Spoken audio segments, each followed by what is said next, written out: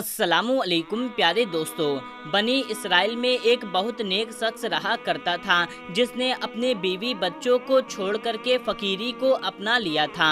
उसने समंदर की एक चट्टान के ऊपर छपरा बना करके वहां पर अल्लाह ताला की इबादत में मशरूफ हो गया। शरीयत मोहम्मद सल्लल्लाहु ताला अलैहि वसल्लम में बीवी बच्चों को छोड़ करके फकीरी इख्तियार करना जायज़ नहीं, पहले वाली उम्मतों में ये जायज़ था। अल्लाह ताला ने उसके खाने पीने का ये इंतज़ाम किया कि वहाँ पर मीठे पानी का एक चश्मा निकल आया जिससे उस शख्स को ठंडा पानी मिलने लगा, और वहीं पर अनार का एक दरख्त भी अल्लाह ताला ने उगा दिया जिससे उसे हर रोज़ बड़े बड़े अनार मिलने लगे। वो शख्स रोज़ एक अनार खाता और एक गिलास पानी पी लेता और सारा दिन सारी रात इबादत में मशरूफ़ रहता। उस शख्स ने 500 साल का अरसा इसी तरह से गुजार दिया। जब उसके इंतकाल का वक्त आया तो उसने ये दुआ मांगी, ऐ मेरे अल्लाह, मेरी सारी ज़िंदगी तेरी इबादत में गुजरी है, अब मेरा आखिरी वक्त आ पहुंचा है। अब मेरी ख्वाहिश है कि जब मेरी मौत आए तो मैं सजदे की हालत में रहूं, और मेरे बदन को तू क़यामत के दिन तक महफूज रखना ताकि जब मैं क़यामत के दिन उठाया जाऊं तो सजदे की हालत में उठाया जाऊं। अल्लाह ताला ने उसकी दुआ को कबूल कर लिया और सजदे की हालत में उसका इंतकाल हो गया। प्यारे नबी करीम सल्लल्लाहु ताला अलैहि वसल्लम ने इरशाद फरमाया, आज तक उसका जिस्म सजदे की हालत में मौजूद है और उसके इर्द गिर्द उसकी हिफाजत के लिए अल्लाह ताला ने दरख्त पैदा कर दिए हैं। लोग वहां जाने से घबराते हैं। अगर लोगों को उस जगह के बारे में मालूम चल जाए तो वो जगह पूजा पाठ का मरकज बन जाता।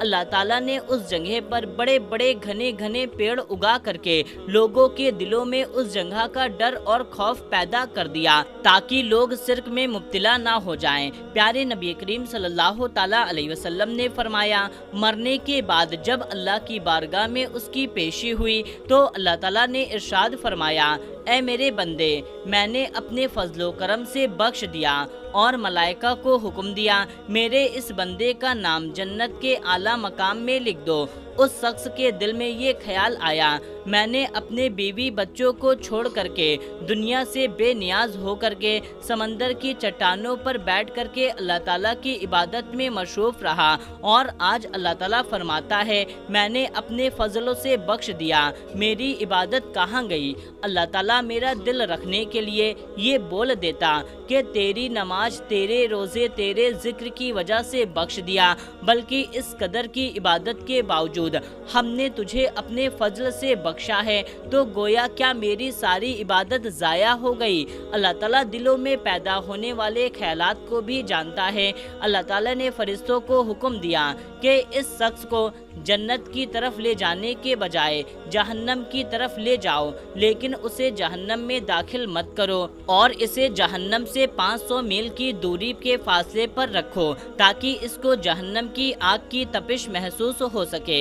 फरिश्ते हुक्म की तामील करते हुए उसे वहां पर पहुंचा दिया और एकदम से जहन्नम की तपिश उसे महसूस हुई तो वो बुलबुला उठा और प्यास प्यास पुकारना शुरू कर दिया। जहन्नम से इतनी दूरी के बावजूद उसे इतनी ज्यादा प्यास लगी कि उसका पूरा जिस्म सूख कर कांटा बन गया। इतने में एक हाथ नमूदार हुआ जिसमें एक ठंडे पानी का कटोरा था। ये शख्स दौड़ा और कहा, ऐ अल्लाह के बंदे, मुझे पानी पिला दे, प्यास की शिद्दत ने मुझे बेहाल कर दिया है। मगर वो हाथ पीछे हट गया और आवाज़ आई, ये पानी तुझे मिल जाएगा मगर इसकी कीमत है।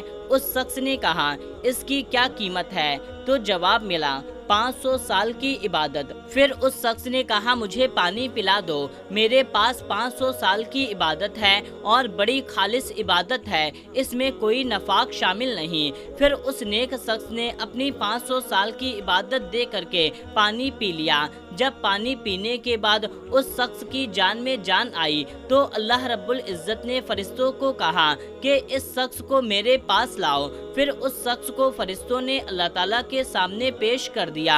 अल्लाह ताला ने फरमाया, ऐ मेरे बंदे, 500 साल की इबादत तो तूने एक कटोरे पानी के बदले दे दी, लेकिन दुनिया के अंदर तू 500 साल तक पानी का ठंडा चश्मा इस्तेमाल करता रहा تو اس کا حساب دے۔ اور سمندر کی چٹان پر میں نے تیرے لیے ایک انار کا جو درخت لگا دیا تھا اور تو 500 سال تک تو اس کا پھل کھاتا رہا، تو اس کا حساب دے۔ تو نے میری بنائی ہوئی ہوا میں سانس لیا، اس کا حساب دے۔ اس کے بدلے میں تیرے پاس کتنی عبادت ہے، کتنی نیکی ہے۔ ہم نے تجھے صحت دی، دیکھنے کے لیے آنکھیں دی، سننے کے لیے کان دیے، بولنے کے لیے زبان دی۔ اس کے علاوہ ان گنت نعمتیں میں نے تجھے دی۔ تو ان تمام نعمتوں کے بدلے میں کتنی نمازیں، کتنے روزے اور کتنے نوافل لے کر آیا ہے۔ اگر تو نے 500 سال تک عبادت کی ہے تو میں نے ہی تجھے طاقت اور ہمت دی تھی۔ اس طاقت کے بدلے میں تیرے پاس کتنی عبادت ہے۔ تجھے عبادت کرنے کی طاقت ہم نے دی، ارادہ ہم نے دیا، توفیق ہم نے دی، دانا ہم نے دیا، پانی ہم نے دیا۔ پھر تجھے یہ دعویٰ ہے کہ تو نے بہت کچھ کیا ہے اور آج اس کا بدلہ چاہتا ہے۔